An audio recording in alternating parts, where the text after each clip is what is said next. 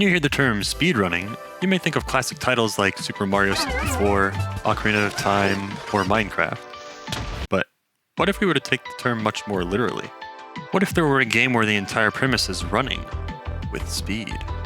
You know, a game that encapsulates that little character you would watch run along the terrain outside your car window as a kid.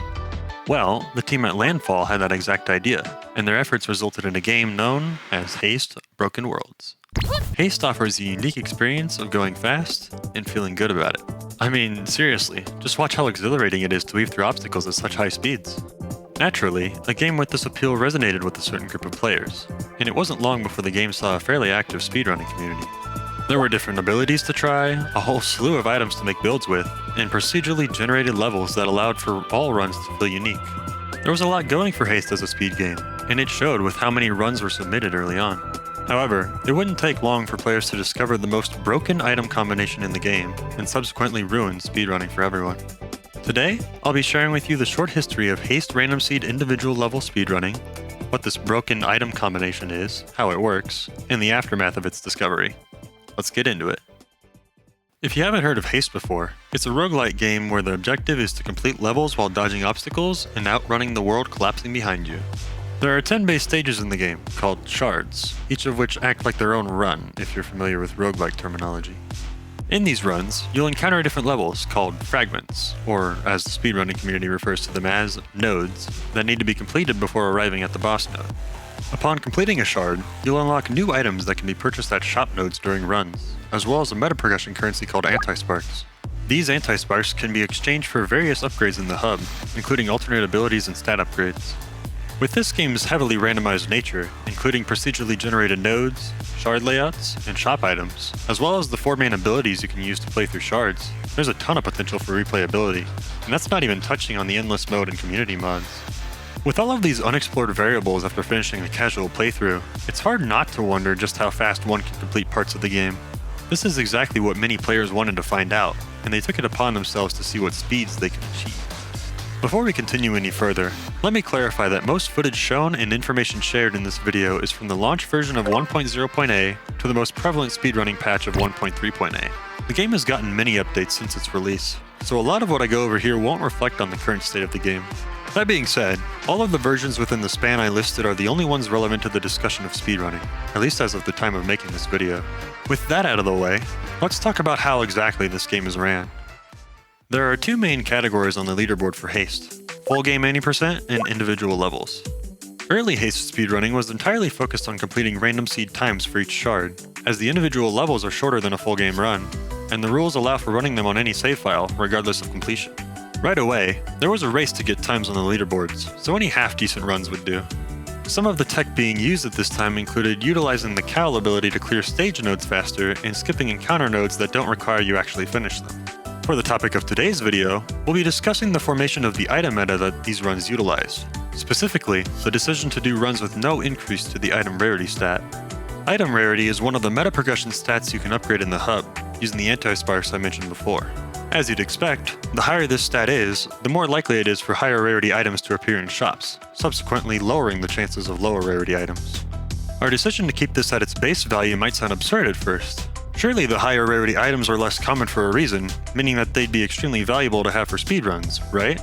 Well, let's take a look at the items at our disposal, and I think you'll come to the same conclusion we did. Our common items consist of many simple stat boosts. You have boost items that help us go faster, effectively acting as additional speed, and energy items that give us more of the energy needed to use our ability. These are our 2 most important attributes for going faster, so any increase to them is beneficial. In particular, Plutonium Coin and Rocket Boots stand above everything else, being extremely powerful items regardless of rarity. We're lucky they happen to be common items. For higher rarity items, many of them either require a prerequisite for a comparatively lackluster effect, or don't provide any meaningful benefit at all. There are some exceptions to this, of course. I mean, that's what this video is about, but relax, we'll get there. Take a look at some of these epic rarity items for yourself. While running faster than 100 meters per second, plus 100 max health. While above 70% health, restore health. On taking damage, rewind time 5 seconds and get half a second of invulnerability. Oh boy, yippee. On activate, stick to the ground for 5 seconds. Not only is this item worse than rocket boots in both the boost provided and the cooldown, but it also sounds like it may not be that useful in this game where you're launching off of slopes frequently, some of which lead to death straight below. Something I haven't mentioned yet is that we buy these items at shops using a currency gained during shard runs called sparks. As you can probably guess, lower rarity items cost less sparks than higher rarity items, and despite us playing the game on the easiest difficulty for the cheapest item cost, these high rarity items still cost more than what's ideal for such a short speedrun. So as you can see, not only are the common items much easier to get due to their cost, but their simplicity plays to their benefit.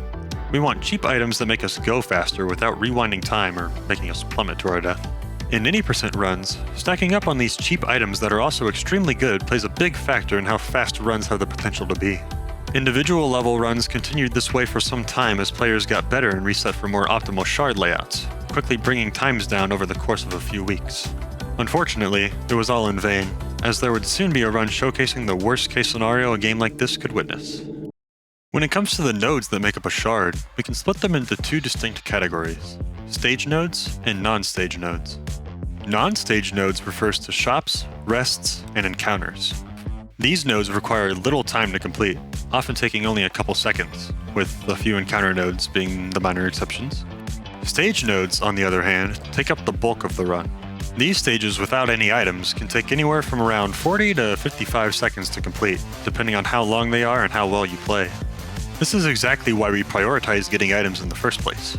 The few seconds we spend at shops getting items is more than made up for by saving us time in these longer stages. There were some strategies developed to make non-stage nodes go faster, such as dashing in the shop to save time over walking. But at the end of the day, we can shave off seconds in the non-stage nodes all we want. The real time save is getting through the stage nodes as fast as possible. As it turns out, there's a specific combination of items to do just that, and it completely removes any conventional method of playing the game, turning the run into a matter of how quickly you can put the pieces together. The most important piece of that combo is an item called Blood Engine. It's a legendary item that gives you boost on activation, like the boots we saw earlier, but it requires health as a trade-off.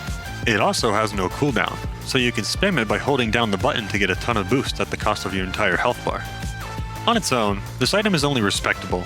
You have a limited amount of health at any given time, and going solo on health runs the risk of dying during a stage, which is at best a major time loss, or in most cases a complete run killer.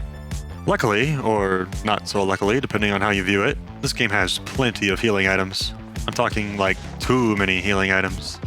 1 in every 5 items regenerates health in some capacity, and that's not even including the invulnerability and other health-related items. I mention this because pairing Blood Engine with any amount of healing gives it a noticeable boost in power, as having more health means more chances to use it. Out of all the healing items, there's a specific one that pairs perfectly with it, and it's this one right here. The Impact-Activated Healing Drone.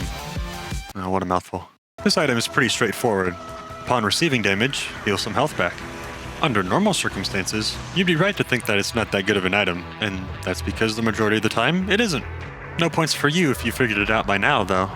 When you put Blood Engine and Impact Drone together, you get to do this.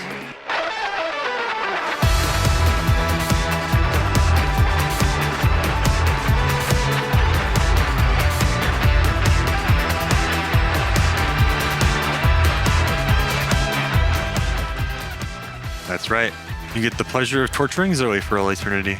The world collapsing wasn't bad enough. Now she has to deal with the never-ending onslaught of needle pricks as well. Using Blood Engine gains boost and loses health, and the health is then instantly healed by the Impact Drone, leaving only the additional boost remaining.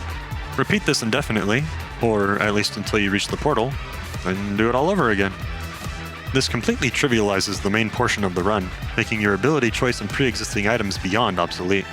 What's worse is that these items are higher rarity, meaning they cost more to get, on top of being less likely to appear.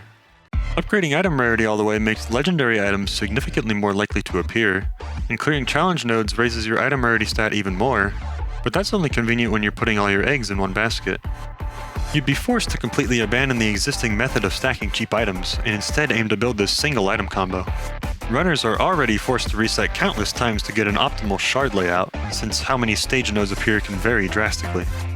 If you want a run that can compete for world record, now you're not only resetting for the optimal stage node count, which has a low chance of happening anyway, but also crossing your fingers, hoping that Blood Engine and a complementary item show up early on. If all of that wasn't enough, let me remind you that we've been discussing this from the perspective of individual levels. It's not limited to just one category, however. The existence of this item combo bleeds out into any other category that allows using items, barring hit lists, I suppose. For instance, on the category extensions, there are categories for beating all 3 variants of a single boss in a run.